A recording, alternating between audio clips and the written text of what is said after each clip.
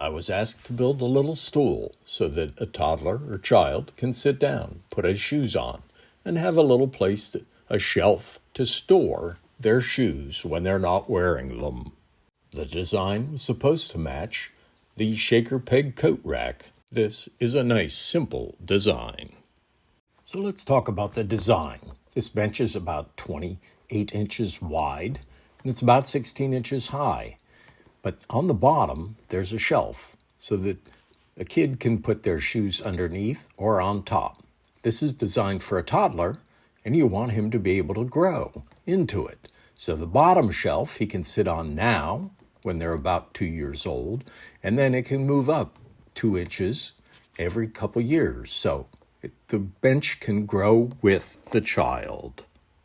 So we take the design parts and we lay them flat and nest them for our CNC router. First thing we have to do is load the sheet. I learned a long time ago to use wooden clamps to hold it down. That way if the router bit hits it, it doesn't break the router bit. That's an expensive lesson to learn.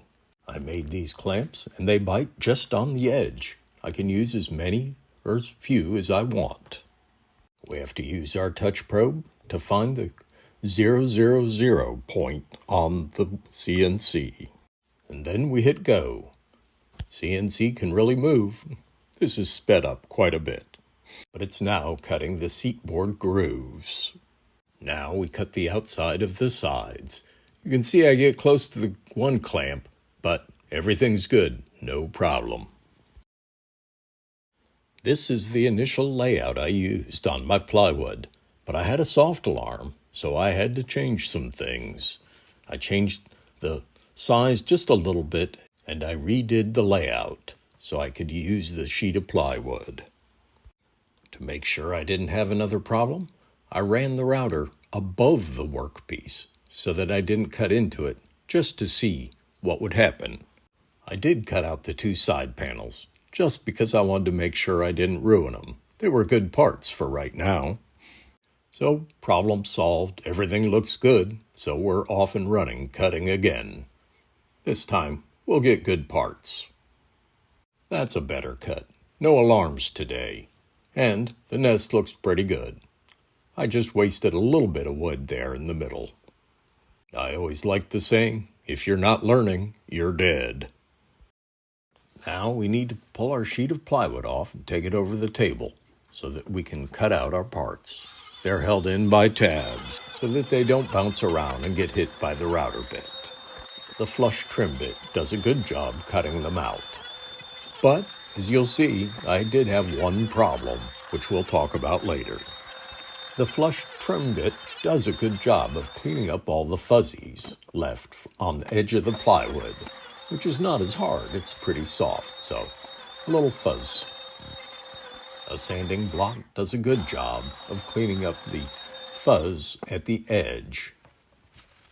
I used an upcut bit, and I probably should have used a downcut bit for these parts, or a compression bit. That would have eliminated the splintering, or at least minimized it, that happens at the edges of the plywood. Sand, sand, sand. The necessary evil. Well, let's make sure everything's good, so I'm going to do a dry fit.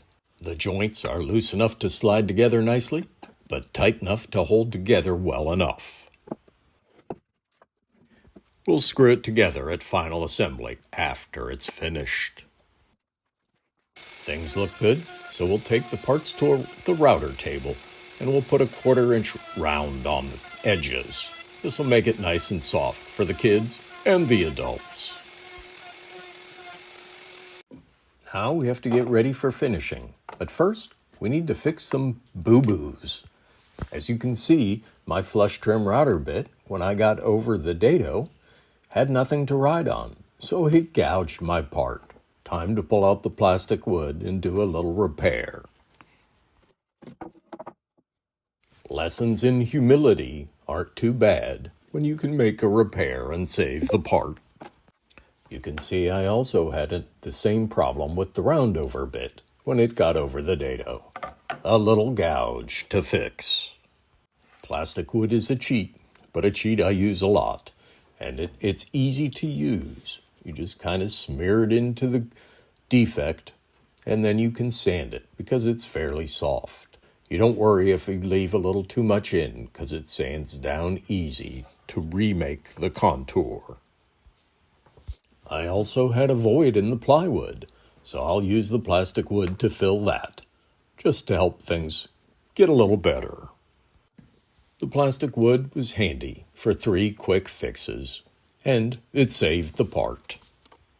This piece was going to get a dark stain, so it will not be visible. It'll hide pretty well. When using water-based stains, you need to raise the grain first.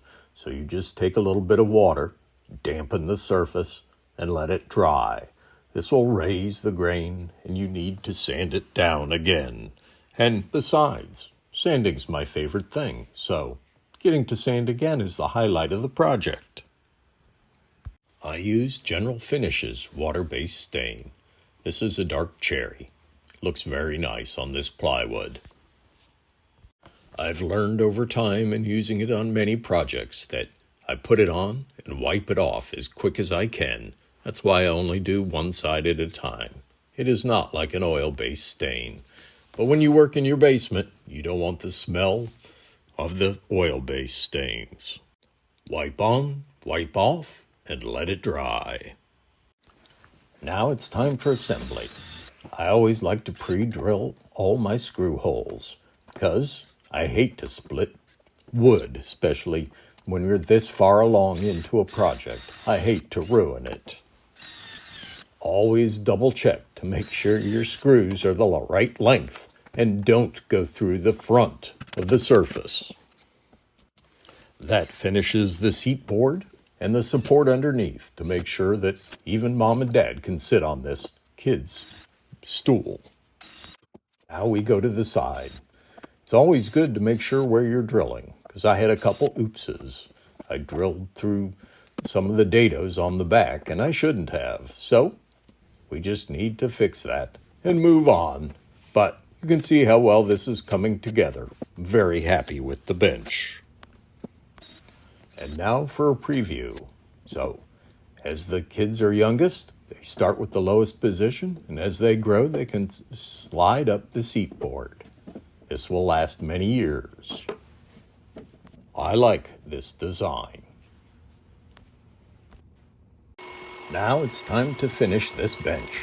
I use water-based polyurethane, and I always like to start out spraying on some paper just to make sure that the gun's adjusted properly before I go to the workpiece.